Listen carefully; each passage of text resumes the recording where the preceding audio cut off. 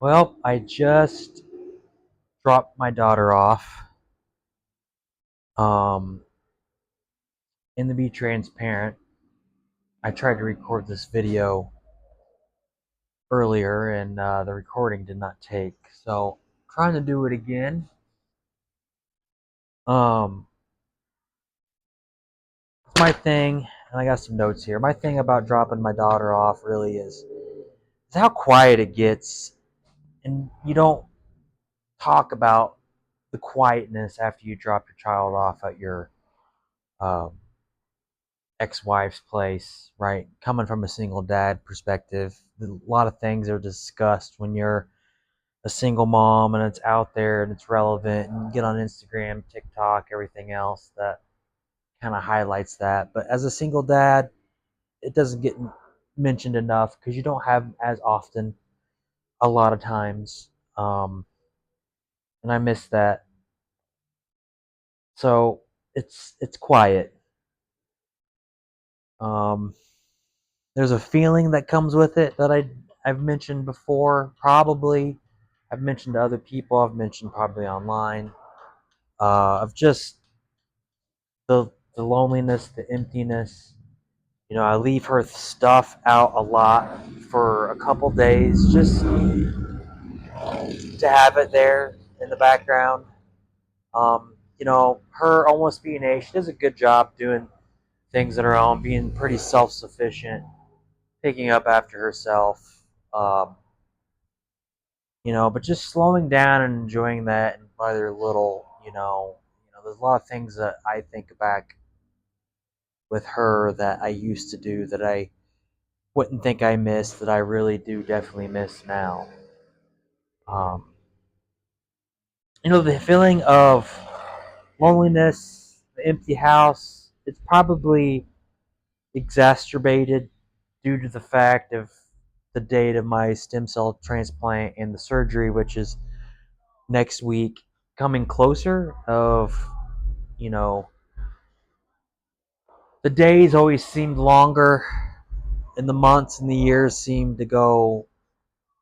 I guess I got that backwards. The days always seem to go faster, but the weeks and the months, I guess the days go longer and the days of the months and the years go faster, right? It seems like in perspective when you look back on memories and stuff. So now I think it's making the days go a lot quicker, being that I'm getting closer and having this in the background and the worry that it comes with it when it comes to ultimately being there. And the reasons why I'm doing this is not necessarily all for her. Majority of it is. If it wasn't for her, then I'd probably be a little more nonchalant about it, or I would still be worried, but it'd be a different kind of worry, right? It'd be like, well, I missed out. I never had a family. I didn't raise a child, right? And of course, being a dad and raising a child, you want to be there for the duration. That's what I'm really trying to do. So, with surgery next week, just putting a lot more things into perspective. Um, and the days, like I said, go quicker. Even the months have gone a little quicker. When I got the date scheduled for the surgery and then the projected dates for the stem cell transplant, the surgery date was at least 2 months out when I knew the surgery date, right? And then now it's next week, so um, it's gone quick, and I feel like I don't have enough time to get everything done that I need to get done. I kind of got into that a little bit more deeper in the first video than what I will probably do in this one, but it's just moving fast. Um, Wanting it to slow down. It's just obviously natural of being nervous and wanting it to slow down. And I'm thinking of the weekend before, the day before going there, how anxious I'll be. And that's kind of one of the things that's keeping me up is like, do I want to go through with it? I kind of have to, you know.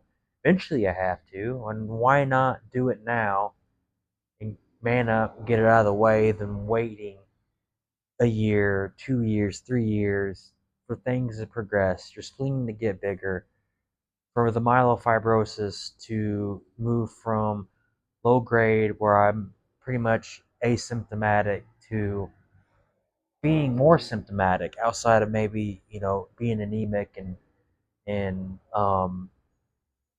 having the clot in my portal vein, things like that. So,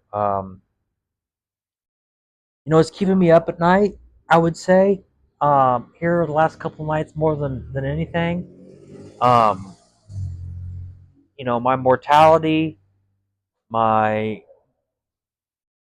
morality, I guess. Going through a little bit more of a spiritual journey last weekend and getting baptized, which I did it for myself. It was my decision. I didn't do it for anybody else. Was it, God leads you into that light for different reasons, and maybe this surgery and stem cell transplant is my path there. I don't know if the path, you know, is that important as the journey to the path, and of course the journey, through your relationship with the Lord, right? So I'm starting that out. I didn't want to do it because I felt like it was going to save me if something would go wrong, right? There's always a risk with any surgery. I think the splenectomy, being that I have a large spleen, it's a lot higher risk, but higher risk means they got to be more prepared. And of course, things could always go wrong in anything that you do from a medical perspective. So just being prepared. But I felt like it was the right point in time in my life, right? I mean, is that a cope? Probably, maybe. But again, is it important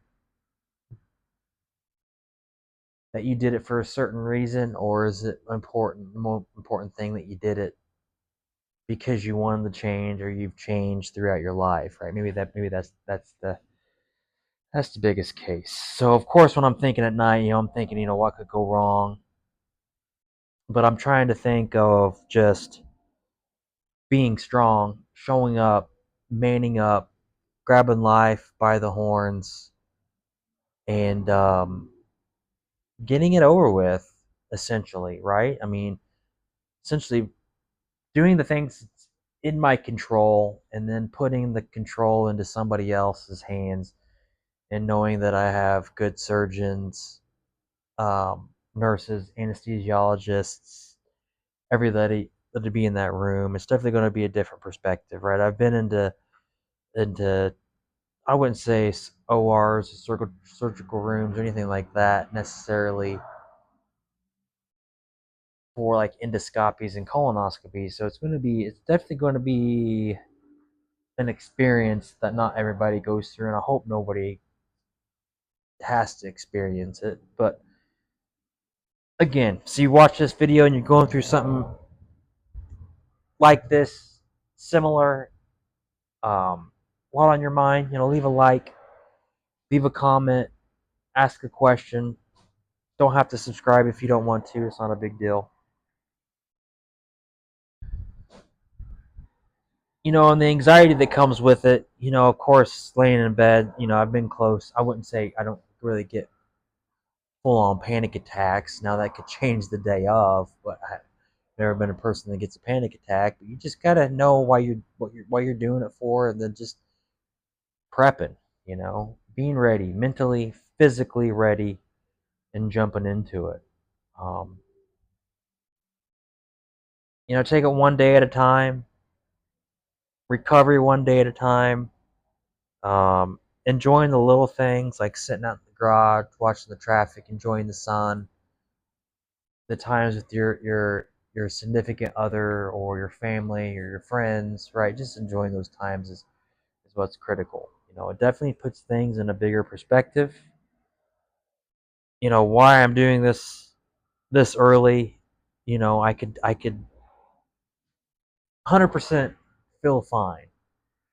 But I've been dealing with this for so long, I'm not sure what feeling fine is anymore. That makes sense, right? I've been slightly anemic. Once I get through this and I recover, hopefully 100%, right? No real big complications post stem cell, even post splenectomy, and having essentially a baby inside me or a bowling ball, right? How much relief that could actually be. I'm not 100% sure. So I'm optimistic on the future with that too. There's a lot of things I've put off, like I've mentioned in the previous video of, well, I have capable of doing now. So, got to be there for the long term. This isn't a short term gain. It's putting your life on hold. Your life, getting knocked down a notch or two when it comes to your your physicality, your physical health, maybe, but they can be built back up. But from your other life perspective, your relationships, your professional life, right? Everything's going to be on pause. You got to come to grips with that and be okay with that. And I think I have. Is the world keeps spinning, the hours and minutes keep ticking by, and you gotta make decisions. And I'm good at making decisions, and I think I make the best decisions that I can leading up to this. So, um, you know, I think I elaborated a little bit more. Um, Probably strung on a little bit more and kind of twisted around different facts and different avenues of topics, but I just wanted to make sure I doing this as a re-over, keep it somewhat short and straight to the point. But that's the biggest point, is slowing down, enjoying the little things, having that support system, valuing them, be right spiritually, physically, hopefully at all times, right? Or try to better yourself to get to that aspect. And then, for me personally, using this as, yeah, it's going to knock me down, but it's going to give me motivation to try to get back and above and beyond where I was, right, or am currently as of today. Um, so with that, I will probably record another one before surgery date next week. It's coming quicker. You get busy, right? I went back home and where I did my baptism, visited family and things like that, and I was gonna plan on doing a video, but just didn't get around to it. And of course, during my recovery, excuse me, when I get back, hopefully I'll be up to recording some more videos and kind of tracking my progress. Um, so we'll see how things shake out, and where my value goes into, and my time gets spent. But what's also helping me, I would say, cope with all this is just getting into other hobbies. The iRacing thing definitely is a good hobby, and it's a good escape. It's escapism outside of scrolling on your phone or scrolling on YouTube or whatever it might be, right? Doing these videos helps you escape and like be your own personal, maybe not necessarily therapist, but saying stuff out loud always seems to help you process. And if anybody's watching these videos, a lot of times, while I'm talking here, I'm also processing and trying to figure out how I actually feel about it, and articulating it may not always be the best. But that being said, like the video if you want, subscribe if you want, leave me a comment, um, ask me a question, and hopefully I'll see you before surgery. If not, I'll definitely see you after surgery. So thank you.